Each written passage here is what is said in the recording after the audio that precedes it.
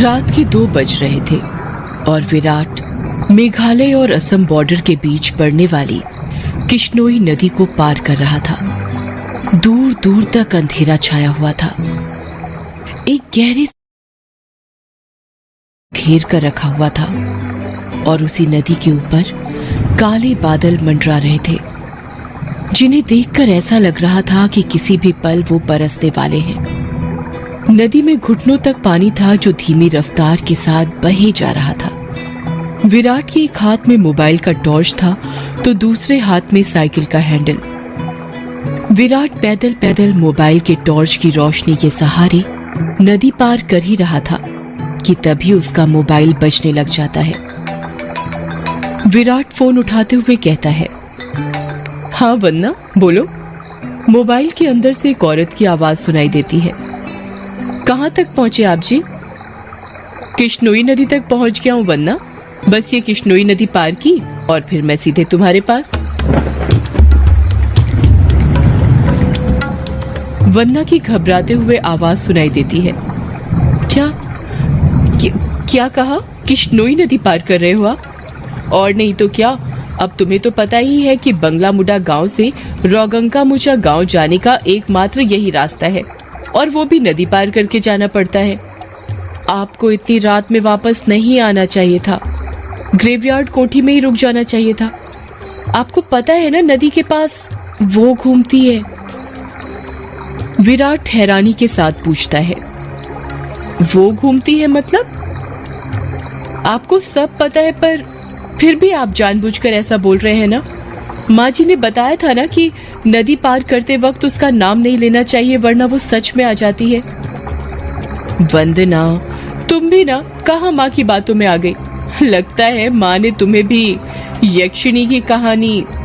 विराट अपनी बात पूरी करता उससे पहले ही वंदना घबराते हुए कहती है, चुप हो जाओ जी।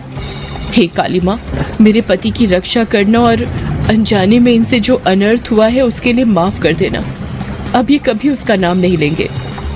विराट हंसते हुए कहता है, क्या वंदना, तुम भी ना, ये यक्षिणी वक्षिणी कुछ नहीं होती, समझी तुम। ये सब बस मनगढ़ंत बातें हैं जो गांव वालों ने बनाई है और कुछ नहीं। आप नहीं मानते तो मत मानिए, पर मैं तो मानती हूँ। आप ना जल्दी से आ जाइए बस।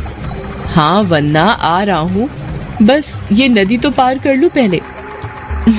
अच्छा मैं रखती हूँ। अरे ऐसे कैसे? तुम्हें नहीं लगता तुम कुछ भूल रही हो? मैं भूल रही हूँ? क्या भूल रही हूँ? यक्षिणी के बारे में याद रख सकती हो, लेकिन ये याद नहीं रख सकती कि आज हमारी शादी की सालगिरह है। गलती हो गई जी, माफ कीजिएगा। आपकी फिक्र में तो मैं भूल ही गई थी। विराट मुंह बनाते हुए कहता है, अब भूल गई थी तो उसकी सजा तो मिलेगी तुम्हें। सजा के लिए तैयार रहना। वन्ना प्यार से पूछती है, अच्छा तो क्या सजा देंगे आप? तुम्हारी सजा ये है कि तुम्हें आज रात भर जागना पड़ेगा। वन्ना शर्मा जाती है और शर्माते हुए कहती है, आप भी ना कैसी कैसी बातें करते हैं आप। अरे अपनी पत्नी से ऐसी बातें नहीं करूंगा तो किससे करूंगा। ठीक है, आ जाइए, मैं इंतजार कर रही हूँ आपका, जल्दी आना। वन्ना फोन कट कर देती है और विराट वापस से नदी पार करने लग जाता है।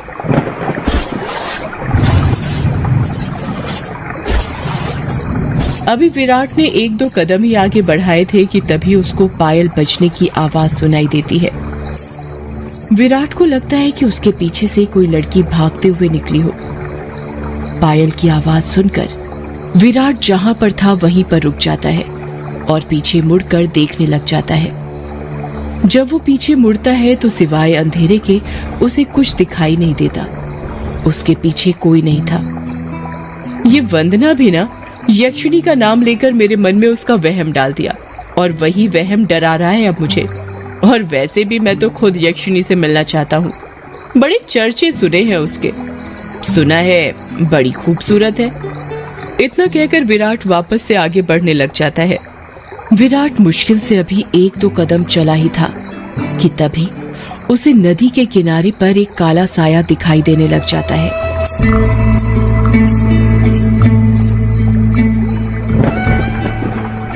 उस काले साए को देखकर विराट के कदम अपने आप थम जाते हैं। साए को देखकर ऐसा लग रहा था कि जैसे वो विराट का ही इंतजार कर रहा था। काले साए के पास से पायल के बजने की आवाज और चमेली के फूल की खुशबू आ रही थी। विराट के हाथ पैर कपकपाने लग गए थे। विराट डरते हुए कहता है, कहीं वंदना की बात सच तो नहीं थी? ये यक्षिणी तो नहीं? विराट उस साए को देखकर इतना डर गया था कि उसका पूरा चेहरा पसीने से लथपथ हो गया था। विराट के हाथ पैर ठंडे पड़ गए थे। उसका दिल जोरों से धड़कने लग गया था। उसकी समझ में नहीं आ रहा था कि वो क्या करे। विराट डरते हुए कहता है, कौन है वहां पर? कोई जवाब नहीं आता है। सन्नाटा अभी भी छाया हुआ था। विराट अपने मोबाइल का टॉर्च उस काले साए पर मारने लग जाता है। जब उस टॉर्च की रोशनी उस काले साए पर पड़ती है तो विराट देखता है कि वो साया किसी और का नहीं बल्कि एक लड़की का था। नदी के किनारे पर एक बहुत ही खूबसूरत लड़की खड़ी थी, जिसकी उम्र करीब 24 साल और लंबाई 5 फीट 2 इंच थी। उसकी लंबी सी गर्दन, गुलाबी से होंठ, बाल खुले हुए जो उसकी कमर तक आते थे, उसका गोरा बदन और उसी गोरे बदन पर उसने काली साड़ी पहन रखी थी। वो लड़की किसी अप्सरा से कम नहीं लग रही थी। वो इतनी खूबसूरत थी कि कोई भी मर्द उसका रूप देखकर अपनी हदों को भूलकर उसकी बाहों में मदहोश होना चाहे। वो लड़की अपने हाथ से विराट को इशारा करते हुए अपने पास बुलाती है। उस लड़की को देखकर विराट भूल गया था कि यक्षिणी जैसी कोई चीज भी होती है। विराट अपनी साइकिल को वहीं पर छोड़ देता है और जल्दी जल्दी उस लड़की के पास जाने लग जाता है, जैसे उसके बदन में कोई आग लग गई हो। विराट उस लड़की के पास जाकर उससे धीरे से पूछता है, कौन हो तुम और यहाँ पर क्या कर रही हो? क्या नाम है तुम्हारा? लड़की अपने चेहरे पर मुस्कान लाते हुए कहती है, नाम में क्या रखा है? जो रखा है काम में रखा है। कैसा काम? लड़की विराट की आंखों में देखते हुए कहती है,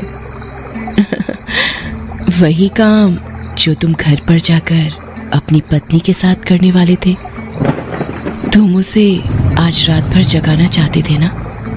क्या तुम मुझे नहीं जगाओगे? उस लड़की की आंखों में एक नशा सा था, जिसे देखकर विराट सब कुछ भूल गया था।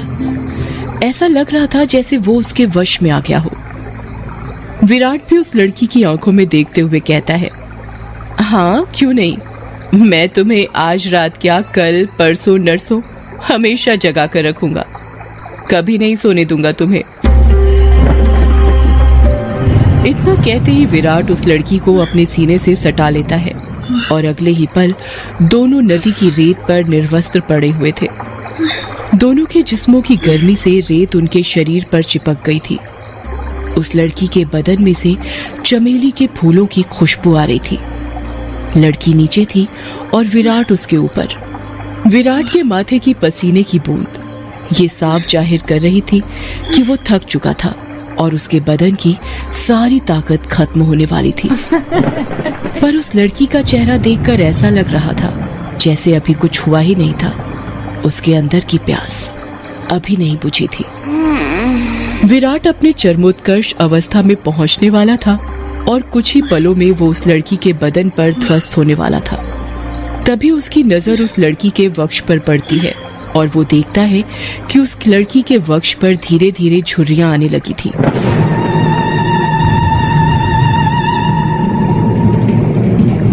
उसके हाथ पैरों की नसें बाहर निकलने लगी थी। उसके बाल काले से सफेद होने लगे थे। देखते ही देखते वो लड़की अचानक से बूढ़ी औरत में तब्दील हो जाती है। ये सब देखकर विराट की आंखें फटी की फटी रह गई थी। उसका गर्म बदन अचानक से ठंडा पड़ गया था। विराट कांपते हुए कहता है, कौन हो तुम? वो लड़की धीरे से कहती है, मैं यक्षिणी, तेरी मौत।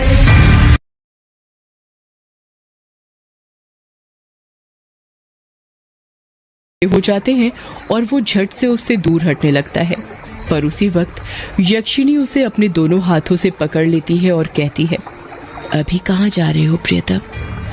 मेरी प्यास अभी बुझी नहीं है। तुम तो मुझे कल, परसों, नरसों हमेशा तक जगाना चाहते थे ना? क्या हुआ, थक गए या डर गए मेरा असली रूप देखकर? विराट उसका खौफनाक चेहरा देखकर इतना डर गया था कि कुछ नहीं बोल पा रहा था। उसको यक्षिणी की आंखों में खुद की मौत नजर आ रही थी। यक्षिणी गुस्से में कहती है, वासना की प्यास में तू ये भूल गया कमीने कि तेरी पत्नी वंदना तेरा घर पर इंतजार कर रही है और तू यहाँ पर मेरे साथ। तुम मर्द कभी एक स्त्री से प्यार कर ही नहीं सकते, तुम्हारी हवस कभी खत्म नहीं होने वाली। इतना कहकर यक्षिणी अपना हाथ विराट के सीने पर रख देती है। यक्षिणी के लंबे लंबे काले नाखून थे जो चाकू की तरह पैने थे। विराट डरते हुए कहता है, नहीं नहीं, ऐसा मत करो, जाने दो मुझे। जाने ही तो दे रही हूँ, भोली भेंटोला, भोली भेंटोला। इतना कहकर यक्षिणी अपना हाथ विराट के सीने के अंदर घुसा देती है और उसी वक्त जोर से काले बादल गरजने लगते हैं और बारिश होने लगती है।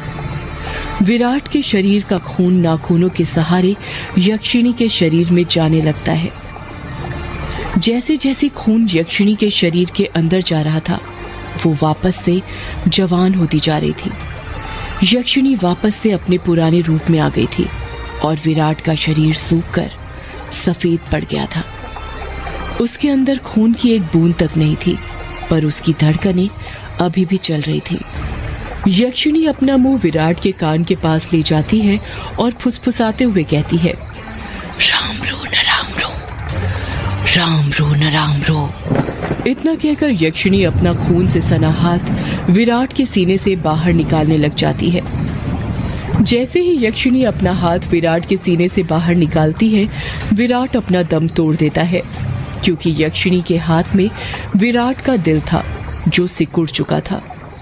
अगले ही पल यक्षिणी विराट का दिल लेकर गायब हो जाती है, ठीक उस तरह जिस तरह बारिश की बूंदें होती हैं।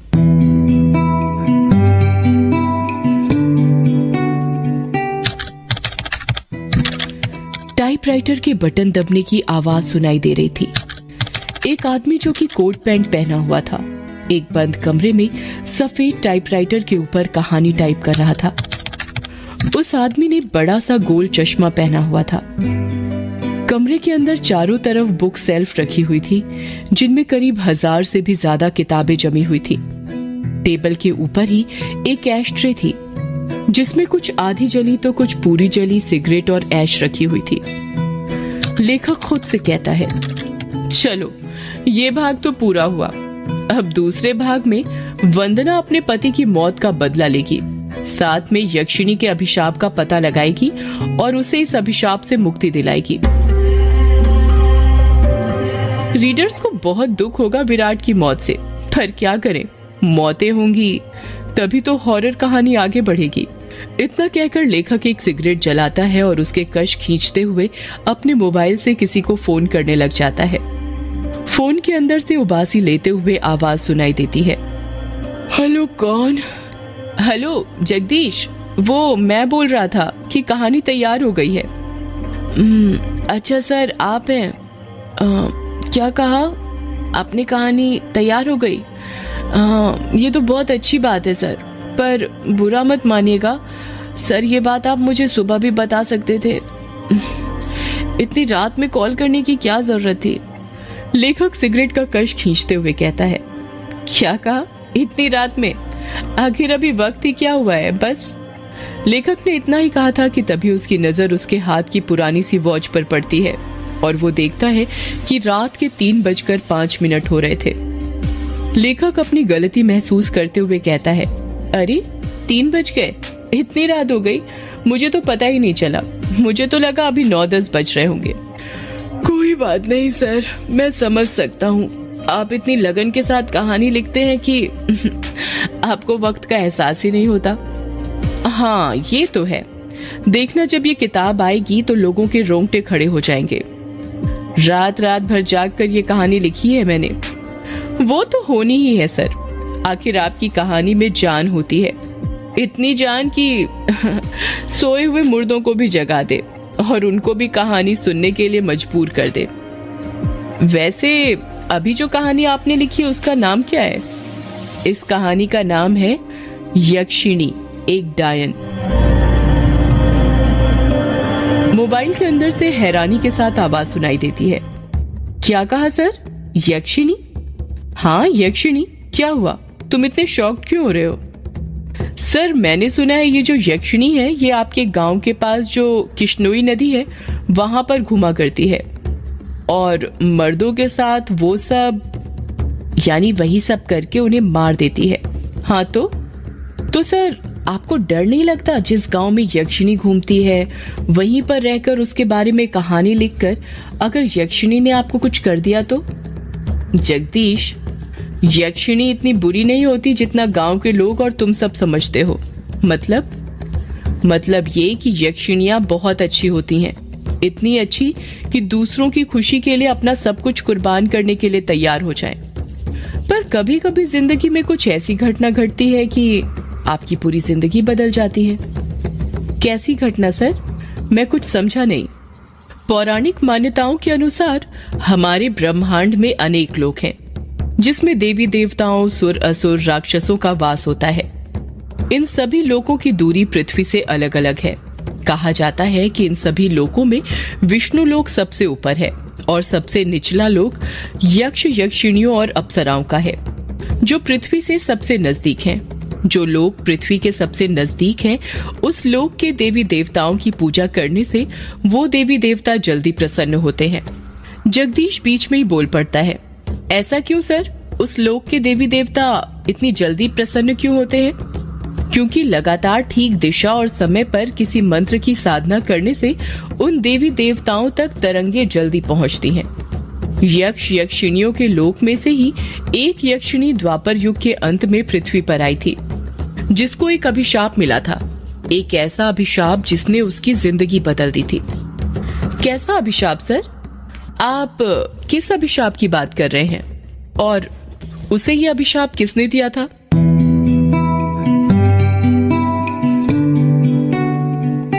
एक दूसरे लोक से पृथ्वी पर आई यक्षिणी को एक अभिशाप मिला था।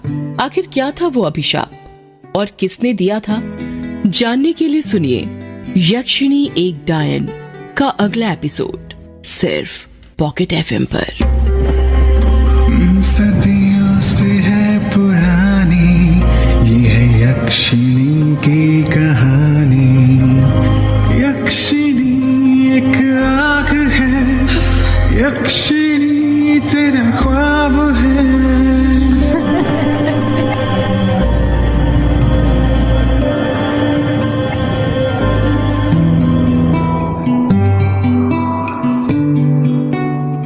जगदीश फिर लेखक से पूछता है, बताइए न सर, क्या अभिशाप मिला था यक्षिणी को? लेखक जगदीश के सवाल का जवाब देते हुए कहता है, वो जानने के लिए तुम्हें मेरी किताब के दूसरे भाग के आने का इंतजार करना पड़ेगा, समझे? अच्छी मार्केटिंग स्ट्रेटजी है सर किताब बेचने की। वो तो होगी जगदीश, किताब बेचता हूँ और उस किताब के साथ अपने दर्द भी, तो उन आंसुओं के पैसे तो वसूलूंगा ही ना। बस एक बात दिमाग में रखना, कोई भी इंसान बुरा नहीं होता, उसे बुरा बनाया जाता है। मतलब यक्षिणी बुरी नहीं थी, उसे बुरा बनाया गया था, है ना सर? मैंने कहा ना, अब मैं किसी सवाल का जवाब नहीं दूंगा। जो जानना है किताब का दूसरा भाग पढ़कर जानना, समझे? बातें करते करते लेखक की सिगरेट खत्म होने वाली थी, उसमें बस 1-2 कश ही बचे थे। जगदीश हिचकिचाते हुए फिर लेखक से पूछता है, सर एक बात पूछूं? तुम नहीं मानने वाले ना? ठीक है पूछो। सर आपकी बातों से ऐसा लगता है जैसे आप यक्षिणी को बहुत करीब से जानते हैं। क्या आपने कभी यक्षिणी को देखा है? सवाल सुनकर लेखक एकदम चुप हो जाता है और उसके चेहरे के एक्सप्रेशन देखकर ऐसा लग रहा था जैसे वो किसी सोच में डूब गया हो और उसको कुछ ऐसा याद आ गया हो जो वो जगदीश को नहीं बताना चाहता था। जगदीश लेखक पर दबाव बनाते हुए पूछता है, क्या हुआ सर, आप चुप क्यों हो गए? बताइए ना, क्या आपने कभी यक्षिणी को देखा है? क्या कभी आपका यक्षिणी से सामना हुआ है? लेखक सिगरेट की कश लेकर धीरे से कहता है, मेरा यक्षिणी से सामना नहीं, बल्कि मैंने तो खुद यक्षिणी के साथ। लेखक ने इतना ही कहा था कि तभी फोन कट जाता है। लेखक अपना मोबाइल देखते हुए कहता है, अरे ये क्या, फोन कैसे कट गया? लगता है नेटवर्क चला गया। ये गांव में यही प्रॉब्लम रहती है, पता ही नहीं चलता कब नेटवर्क आता है और कब चला जाता है। इतना कहकर लेखक उसकी कुर्सी के बगल में रखी बैसाखी के सहारे खड़ा हो जाता है। उसका एक पैर जो था वो सही से काम नहीं करता था, जिसके कारण वो लंगड़ा लंगड़ा कर चलता था। उस लेखक ने बैसाखी के सहारे अभी 1-2 कदम ही आगे बढ़ाए थे कि तभी कमरे की लाइट अपने आप बंद चालू होने लग जाती है। लेखक कमरे के आगे लगे बल्ब को देखता हुआ कहता है, अरे अब ये लाइट को क्या हो गया अचानक? देखते ही देखते लाइट पूरी तरह बंद हो जाती है और कमरे के चारों तरफ अंधेरा छा जाता है। इतना अंधेरा कि लेखक को उसके हाथ पैर भी दिखाई नहीं दे रहे थे। ये हो क्या रहा है आज? कहीं वो आ तो नहीं गई? नहीं नहीं, ऐसा नहीं हो सकता, वो नहीं आ सकती। लेखक ने खुद से इतना ही कहा था कि तभी कमरे का दरवाजा जो बंद था वो अपने आप खुल जाता है। दरवाजे के बाहर से हल्की सी सफेद रोशनी आ रही थी। लेखक जल्दी जल्दी बैसाखी के सहारे दरवाजे के पास जाने लग जाता है। तभी कोई उसका पैर पकड़ लेता है और वो धड़ाम से नीचे गिर जाता है। मेरा पैर! लेखक धीरे धीरे अपने पैर की तरफ देखने लग जाता है, पर अंधेरा इतना ज्यादा था कि उसे कुछ दिखाई नहीं दे रहा था। लेखक जैसे ही अपने हाथ अपने पैर पर रखता है, उसको महसूस होता है कि उसका हाथ किसी दूसरे के हाथ के ऊपर रखा हुआ था। लेखक डर जाता है और झट से अपना हाथ अपने पैर से हटा लेता है। तभी उसे एहसास होता है कि अब किसी ने उसका पैर नहीं पकड़ा हुआ था। लेखक जितनी फुर्ती के साथ रेंगते रेंगते दरवाजे के पास जा सकता था, उतनी फुर्ती से जाने लग जाता है। लेखक दरवाजे के पास पहुंचा ही था कि तभी वो दरवाजा अपने आप बंद हो जाता है। थोड़ी ही देर बाद दरवाजे के बाहर लेखक की दर्द से कराहने की आवाज सुनाई देने लग जाती है।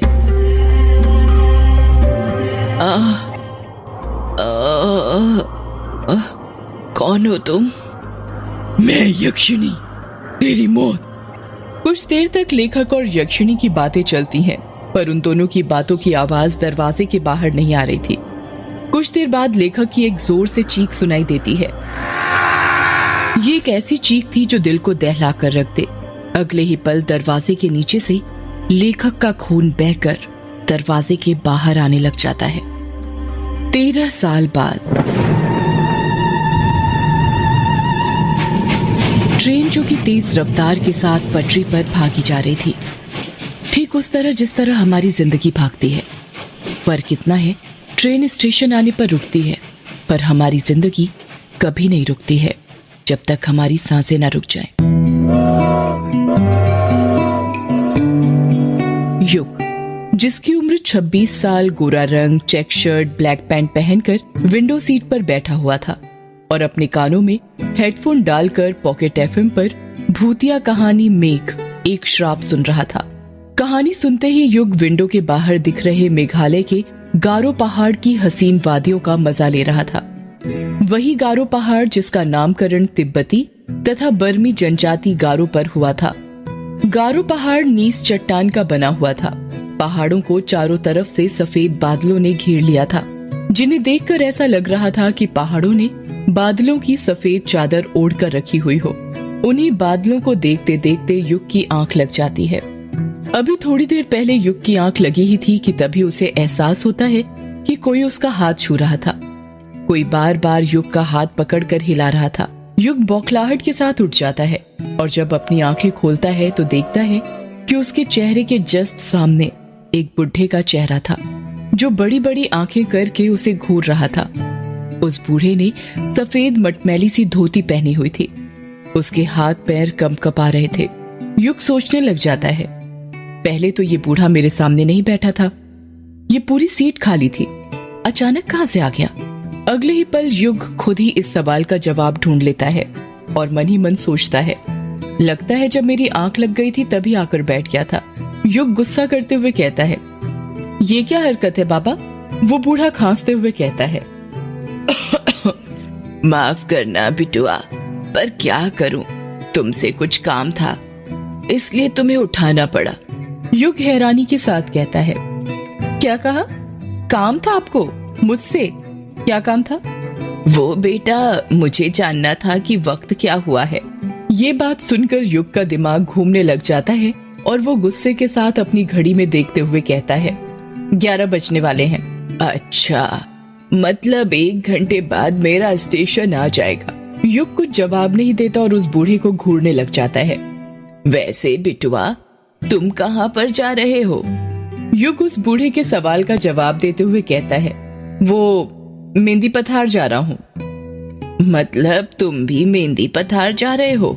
युग उस बूढ़े के सामने उंगली करते हुए कहता है, मतलब आप भी? हाँ बिटुआ, चलो अब सफर आसान हो जाएगा। जब कोई बात करने वाला मिल जाता है तो सफर जल्दी कट जाता है। तुम मेहंदी पथार में कहाँ जा रहे हो? मेहंदी पथार से 5 किलोमीटर दूर ही बंगला मुडा गांव है ना, वहीं पर जा रहा हूँ। बंगला मुडा में तुम्हारे रिश्तेदार रहते हैं क्या? नहीं, बंगला मुडा गांव में तो नहीं, पर रोंका मुचा गांव में रहते हैं। अरे ये क्या बात हुई बेटा, जब तुम्हारे रिश्तेदार रोंका मुचा गांव में ही रहते हैं तो फिर तुम बंगला मुडा गांव क्यों जा रहे हो? इस सवाल को सुनकर युग खामोश हो जाता है। ऐसा लग रहा था जैसे उस बूढ़े ने युग की दुखती नब्ज पर हाथ रख दिया था, कुछ ऐसा पूछ लिया हो जिसका जवाब वो शायद अपने आप को भी नहीं देना चाहता था। बूढ़ा अपनी बात को आगे जारी रखते हुए कहता है, चलो नहीं बताना तो मत बताओ, बंगला मुडा में कहाँ रुकने वाले हो? बंगला मुडा गांव के बाहर जो ग्रेवयार्ड कोठी पड़ती है ना, उसमें ही रुकने वाला हूँ। वो बूढ़ा हैरानी के साथ कहता है, वो अंग्रेजों की जमाने की कोठी जिसे कब्रिस्तान पर बनाया गया था? हाँ, वही ग्रेवयार्ड कोठी, पर वो तो पिछले 13 साल से बंद है ना? हाँ बंद है, पर अब नहीं रहेगी। मैं आज रात ही उस कोठी को खोल दूंगा। नहीं बिटुआ, ऐसा मत करना। तुम्हें उस ग्रेवयार्ड कोठी के बारे में पता नहीं क्या? क्या नहीं पता? आप साफ साफ कहेंगे क्या कहना चाहते हैं? अगर तुम बचपन में उस गांव में रहे हो तो ये तो पता ही होगा कि यक्षिणी किश्नोई नदी के पास भटका करती थी। युग उस बूढ़े की बात का कुछ जवाब नहीं देता है। वो गौर से उसकी बातें सुन रहा था। वो बूढ़ा अपनी बात को आगे जारी रखते हुए कहता है, तुम्हें पता है उस यक्षिणी के एक नहीं 2 ठिकाने थे। पहला किश्नोई नदी और दूसरा ग्रेवयार्ड कोठी। युग हैरानी के साथ कहता है, क्या कहा? ग्रेवयार्ड कोठी? हाँ, ग्रेवयार्ड कोठी। गांव के लोगों ने कई बार यक्षिणी को ग्रेवयार्ड कोठी के पास भी भटकते देखा था।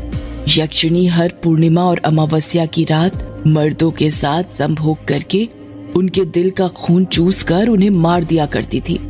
इसका मतलब पापा ने बचपन में जो कहानी मुझे सुनाई थी वो कहानी नहीं बल्कि हकीकत थी। बिटुआ, किस कहानी की बात कर रहे हो तुम? बूढ़े की बात सुनकर युग अपने अतीत की यादों में खो जाता है। उसको याद आता है वो पल जब वो 10 साल का था और अपने पिता से बातें कर रहा था। पापा पापा, क्या कर रहे हो आप? युग ने प्यार से पूछा। कुछ नहीं बेटा, कहानी लिख रहा हूँ। युग के पिता ने टाइपराइटर पर कहानी टाइप करते हुए कहा। क्या कहा पापा? कहानी? कौन सी कहानी लिख रहे हैं पापा आप? यक्षिणी की कहानी बेटा। पापा, मुझे भी यक्षिणी की कहानी सुनाइए ना। नहीं बेटा, तुम अभी छोटे हो, तुम डर जाओगे। जब बड़े हो जाओगे तब सुनना, ठीक है?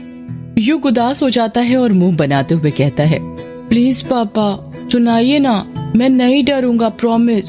और आप ही कहते हैं ना कि अब तो मैं बड़ा हो गया हूँ और बड़े बच्चे डरते नहीं हैं बल्कि डराते हैं, तो प्लीज पापा मुझे यक्षिणी की कहानी सुनाइए ना। युग जिद करने लग जाता है और युग की जिद के आगे उसके पापा हार मान जाते हैं और उसे यक्षिणी की कहानी सुनाने लग जाते हैं। कहते हैं ये जो अपनी किश्नोई नदी है ना, बहुत सालों से वहाँ पर यक्षिणी डायन रहा करती थी। युग हैरानी के साथ कहता है, ये बंगला मुडा और रोंका मुचा गाँव के बीच में जो नदी पड़ती है वहीं पर पापा? हाँ बेटा, वहीं पर। ये जो यक्षिणी होती है ये जंगलों में या पानी वाली जगहों के पास पाई जाती है। हर पूर्णिमा और अमावस्या के दिन आने जाने वाले मुसाफिरों को जो रात में नदी पार किया करते थे, उन्हें ये लुभाती थी और अपने रूप के जाल में फंसाकर अपना शिकार बनाया करती थी। कहते हैं यक्षिणी को कमल और चमेली के फूल बहुत पसंद होते हैं। वो हमेशा उसे अपने पास रखा करती थी। जिन पुरुषों को यक्षिणी अपना शिकार बनाती थी उन्हें वो सबसे पहले कुछ खाने का दिया करती थी। खाने का? पर क्यों पापा? वो इसलिए बेटा क्योंकि वो उस खाने में ऐसा मंत्र फूंकती थी कि जो भी पुरुष उसे खाता था वो उसके वश में हो जाता था। ऐसे ही एक बार यक्षिणी ने एक पुरुष को अपना शिकार बना लिया और उसे अपने वश में करने के बाद उसके साथ संभोग करने लगी। युग बीच में ही बोल पड़ता है, ये संभोग क्या होता है पापा? युग का सवाल सुनकर युग के पिता चुप हो जाते हैं और वो बात को घुमाते हुए कहते हैं, ये आपके मतलब की चीज नहीं है बेटा। आप अभी छोटे हो ना, जब आप बड़े हो जाओगे तब हम इसका मतलब बताएंगे। अभी आप कहानी पर ध्यान दो। ठीक है पापा, फिर आगे क्या हुआ? संभोग करने के बाद यक्षिणी अपने असली रूप में आ जाती थी। यक्षिणी का असली रूप बेहद डरावना होता है, इतना डरावना कि जिसे देखकर किसी के भी दिल की धड़कन थम जाए। अपने असली रूप में आने के बाद यक्षिणी अपने शिकार के दिल का खून चूस लेती थी। पर वो ऐसा क्यों करती थी पापा? क्या वो बुरी औरत थी? नहीं बेटा, यक्षिणी बुरी औरत नहीं थी, बल्कि वो तो बहुत अच्छी औरत थी। दूसरे लोग से आई हुई एक अप्सरा की तरह थी। तो फिर पापा वो आदमियों के साथ, वो क्या बोला था आपने? हाँ याद आया, संभोग करके क्यों मार देती थी? युग के पिता कुछ याद करते हुए कहते हैं, अभिशाप के कारण बेटा। कैसा अभिशाप पापा? बेटा वो अभिशाप ये था कि युग के पिता ने इतना ही कहा था कि बाहर के कमरे से युग की माँ की आवाज सुनाई देती है, युग बेटा, ओ युग बेटा, चलो आओ खाना खा लो, खाना बन गया है। युग अपनी माँ को मना करते हुए कहता है, नहीं माँ, मुझे अभी खाना नहीं खाना है, मैं पापा से कहानी सुन रहा हूँ। क्या कहानी सुन रहे हो? तुम्हारे पापा को कहानी लिखने और सुनाने के सिवा और कुछ आता भी है? जब देखो दिन भर कहानी लिखते रहते हैं। खुद तो बिगड़े हुए हैं ही, तुम्हें भी बिगाड़ने पर तुले हुए हैं। चलो जल्दी आओ खाना खाने, मैंने खाने की थाली बना ली है तुम्हारे लिए। नहीं माँ, मैं नहीं आ रहा, कहानी खत्म होने के बाद ही आऊंगा। क्या कहा? नहीं आ रहे? लगता है मुझे ही आना पड़ेगा। रुको, अभी बेलन लेकर आती हूँ, तभी तुम मानोगे। पायल के बजने की आवाज सुनाई देने लग जाती है। ऐसा लग रहा था जैसे युग की माँ युग के कमरे की तरफ आ रही हो। कुछ ही देर में युग की माँ हाथों में बेलन लेकर उसके कमरे में आ जाती है। युग को उसकी माँ का चेहरा दिखाई नहीं दे रहा था, क्योंकि उसकी बचपन की यादों से उसकी माँ का चेहरा मिट चुका था। उसे नहीं पता था कि उसकी माँ कैसी दिखती थी। उसको उसकी माँ की बातें तो सारी याद थीं, पर उनका चेहरा नहीं। युग की माँ उसका कान पकड़ते हुए कहती है, तो क्या कह रहे थे बेटा तुम, कि तुम्हें खाना नहीं खाना? जरा एक बार और बोलना। युग चीखते हुए कहता है, अरे माँ कान छोड़िए, दर्द हो रहा है। माँ कान छोड़िए, कान तो छोड़िए आप माँ, दर्द हो रहा है माँ।